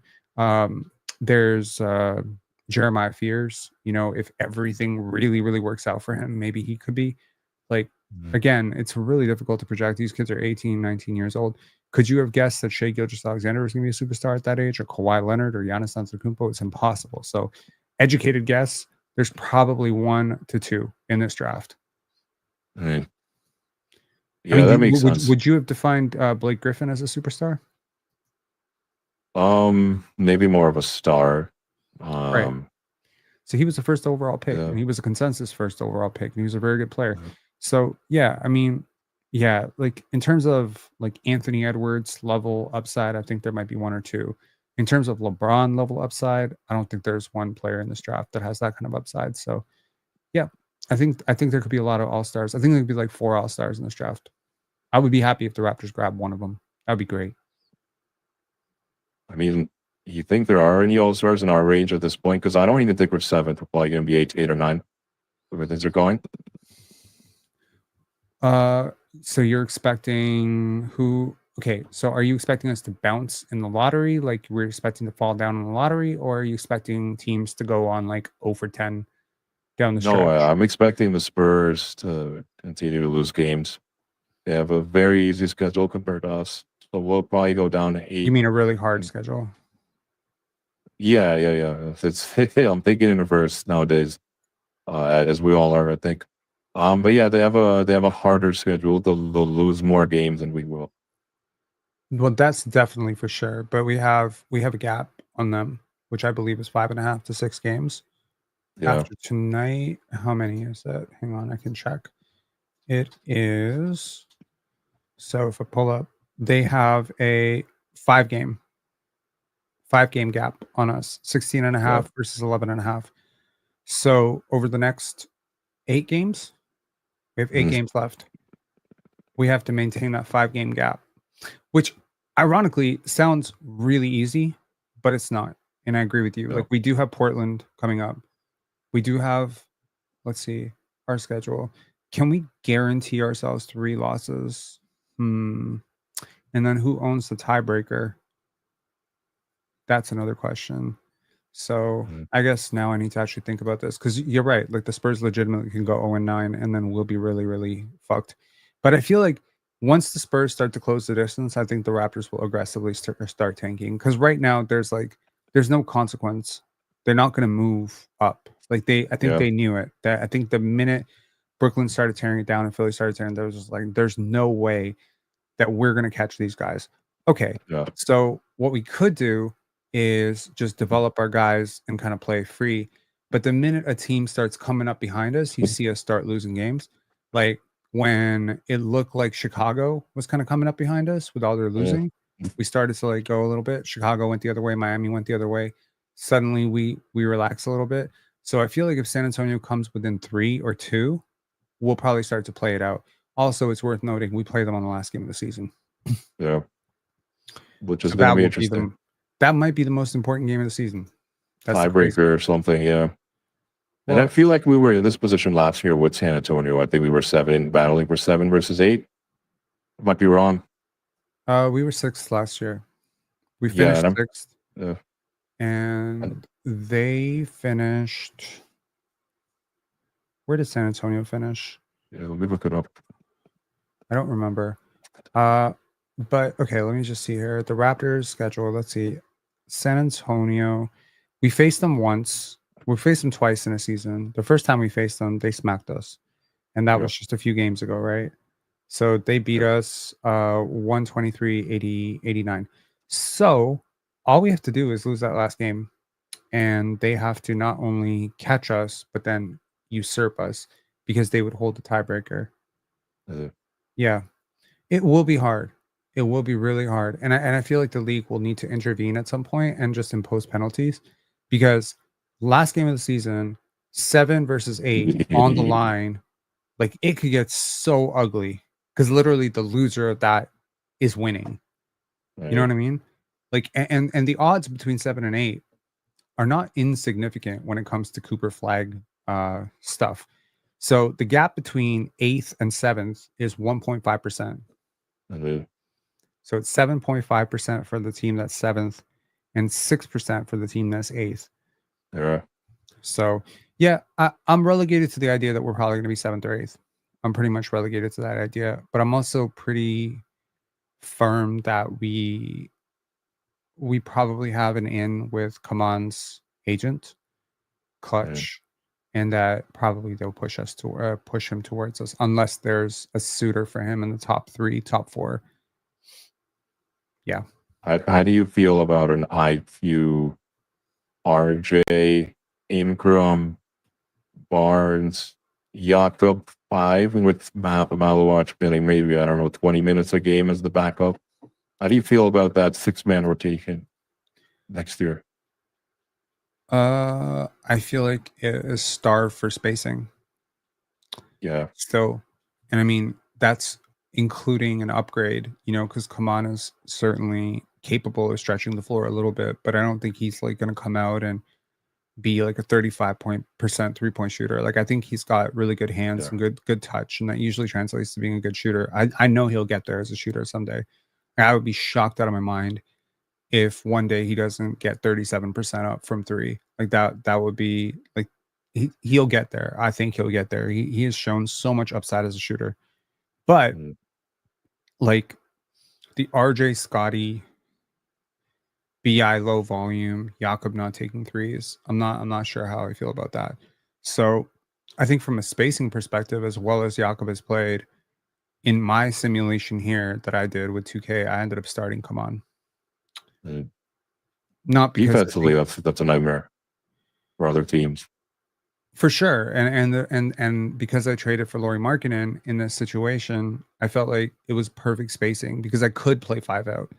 Like it's not like I'm playing true 5 out like the Boston Celtics. It's not like Kaman is stretching the defense like Kristaps Porzingis, but he can at least be out there and he can function from out there. You know what I mean? Whereas with Jakob and Ingram and Scotty, it's like constantly they need to be in the middle of the floor to be most effective. And I just don't want 3 players that need the same place on the court. It's a law of diminishing returns. The more players you have that occupy the exact same space, it would be like if I told you that your 3 best players are all left corner demons, but they don't shoot well from anywhere else. It's like, what are you going to do? Park them next to each other? You know what I mean? So it's like you're just going to swap positions. Like you need balance. You need balance. Scoring balance is important. So, to pair with Scotty, in this simulation, I ended up going with someone like Reed Shepherd, who's just a lights out shooter, who's just very different than Scotty, or Brandon Ingram, who again can function differently than Scotty. Today on the panel, I don't know if you watched the panel, but they were talking about cutting frequency and whether cutting is a skill in the NBA. And I definitely think it's a skill. And I think Brandon Ingram's had like one of the worst cutting frequencies in the NBA. Like he just does not cut. He doesn't move without the basketball very well. And I think that's something that needs to change. And if it does change, he's going to be so much better next year. I feel like people don't realize how much better he can be than any previous version he's been. So we're talking about boosting the overall ceiling of an actual all-star level talent, making him more efficient, changing his shot diet. So he could change a lot by becoming, a high volume 3-point shooter for us. He has the shot for him to do it. It's just he's never done it. It's a sort of internal stubbornness from him to say I'm not gonna play analytics basketball, but he can. Yeah, I know he can. I've seen him do it, and so he could change the equation a lot. I feel like before the Raptors made this trade, I think they talked to him and they said, "This is how we see you playing. Are you ready to play this way?"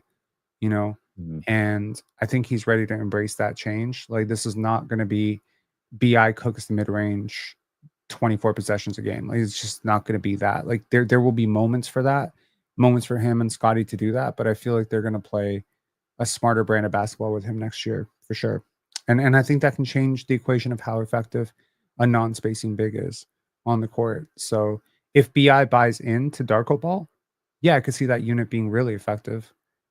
RJ off the weak side, Emmanuel quickly as a movement shooter, BI cooking in the mid post. When he's not in the mid post, Scotty's in the mid post, BI fanning out to the wing, Jakob kind of operating as this, hub playmaking, 20 feet from the basket. And when he's not doing that, he's setting screens for these guys, moving off the ball.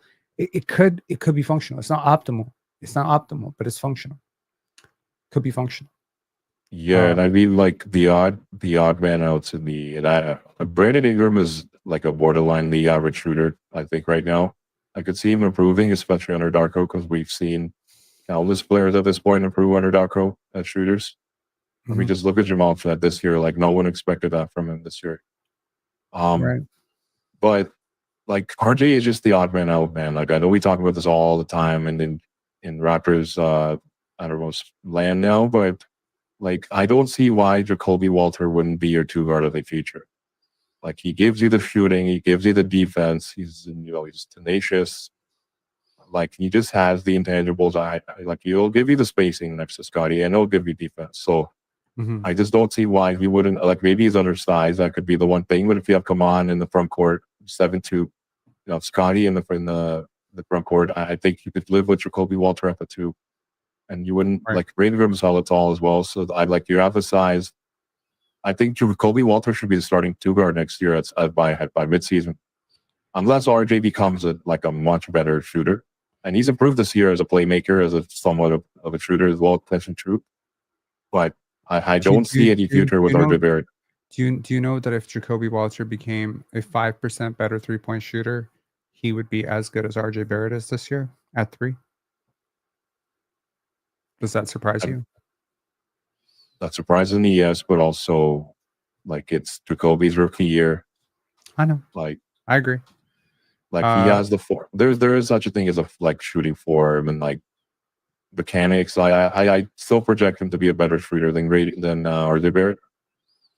Oh, for sure. But the reality is the reality. And the reality is he's shooting 30.7%, 30.9% from 3, and that he just shot like 2 for 8 today, I think. So again, it's a work in progress with him and Gradey. I think it's just a matter of strength and adjusting to the new distance. They've both shown incredible ability to shoot at previous levels. It just hasn't translated to the NBA level. And I think there's a lot of reasons for that. I think part of it is just the defensive tenacity with which the Raptors play. It's a lot of load on the legs. And, it's just about finding your rhythm as a shooter, finding your spots as a shooter. Even, Emmanuel Quickley this year has not been some sort of lights out shooter. Like we need him to be like a 41 to 42% 3-point shooter on super high volume to justify that contract. He doesn't do enough else to not do that. That's a non-negotiable. You need to be plus 40%, plus 10 attempts. Like that has to happen. And it just hasn't happened. And so, yeah, like everyone's kind of like 3-4% below where I expected them to be as a shooter. And then, of course, you do have Jamal Shed and Jonathan Mobile who are kind of showing some progression in that area. I think Jacoby's going to lock in this summer. I'm pretty close to his trainer. So nice.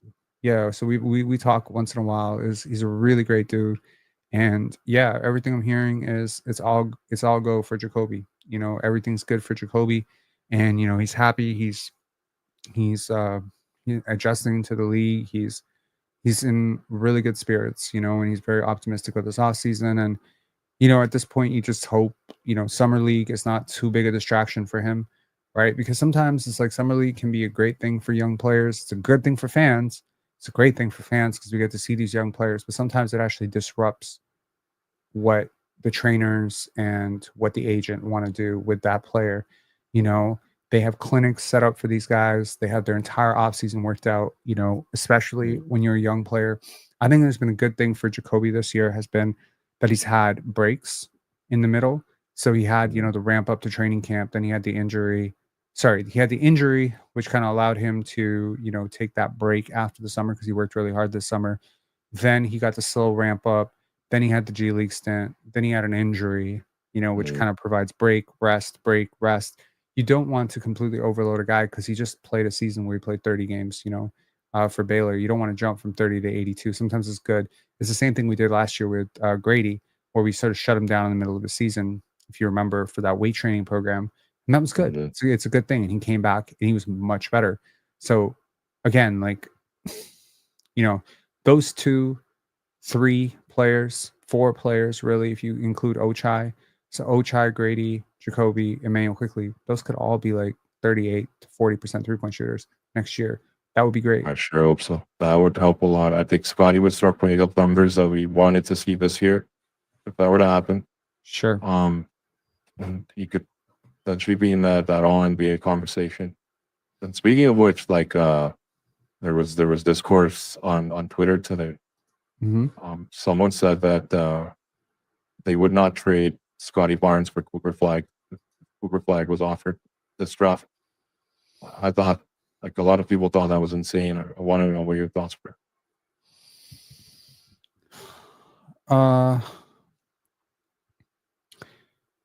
So if right now, basically, if the Utah Jazz get the number 1 pick and they say, we'll give you the number 1 pick for Scotty Barnes, basically that, right? Yeah, it was Zadru. I think the average team would be really stupid not to trade, right? From the Raptors' perspective, though, it is you're trading a proven commodity who's an organizational leader, a cultural leader for you, a huge voice in your locker room for a completely pure hypothetical. That pure hypothetical is worth noting is way better than Scotty at the same age. Like I watched both of them at the same age. I've watched Cooper, since he was 16 years old. I watched Scotty since he was 15, 16 years old. Yeah, Cooper's better at the same age. He's definitely better. He's more athletic. He's bouncier. He's twitchier. His shot is further along, way further along. His game overall is further along. They both have a long way to go in terms of handle. His defense is probably better. Like I would argue they're both great defenders, like super close actually.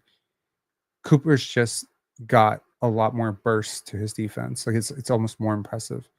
So yeah, for the average team, I think if you pulled 30 teams, I think 27 to 28 of them would take Cooper Flag. Me personally, if I was the general manager, I don't make that trade because it's Scotty Barnes. I can't trade my favorite player. I can't trade, a guy who's grown so much as a leader in my organization. He's probably worth a lot more to me than he is to the Utah Jazz. Also, I'm not trading Scotty Barnes to the Utah Jazz. But there's a lot of reasons to make the trade. One of the biggest reasons would be he's so much cheaper. Like Cooper literally comes in on a rookie contract on $12 million a year. You're paying Scotty 40.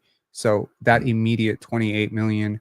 And then you just think to yourself also from a marketing perspective, Cooper probably has not just probably, he definitely has a way, way, way bigger pull for the marketing. Like your ticket prices would go through the roof.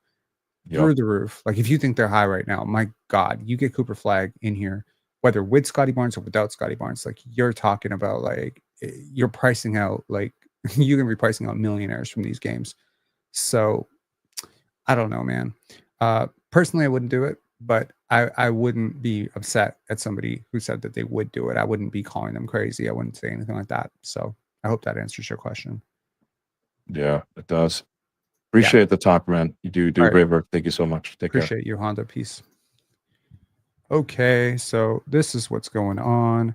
Hopefully this allowed y'all to see a little bit more in terms of how that Raptors team that went to the playoffs was built. And overall, that's what the team was. It was Reed Shepherd, Lauri Markkanen, Brandon Ingram, right?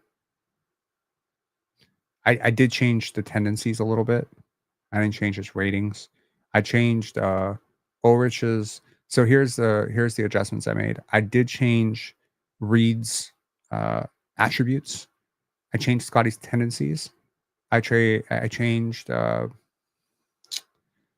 Lauri Markkanen's position from 3 to 4. And I also changed, what did I change? I changed Scotty's tendencies, BI's, and I changed BI's tendencies. So yeah, overall, not a lot of changes here. I do feel like these ratings are pretty fair, overall. And I don't even think this roster was loaded. I ended up losing Lauri Markkanen for 2 months and still somehow managed to withstand that. And yeah, overall,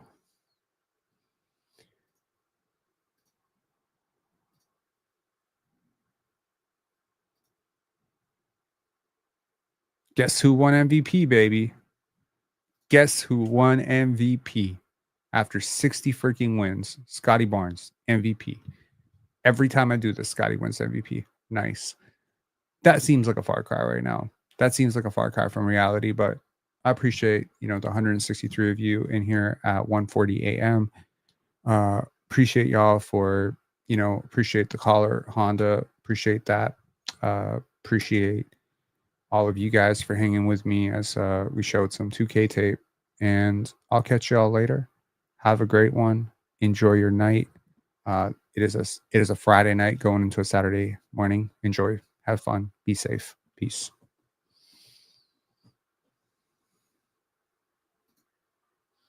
Wait, did I read all the super chats? I read this. Yes, I did. Peace.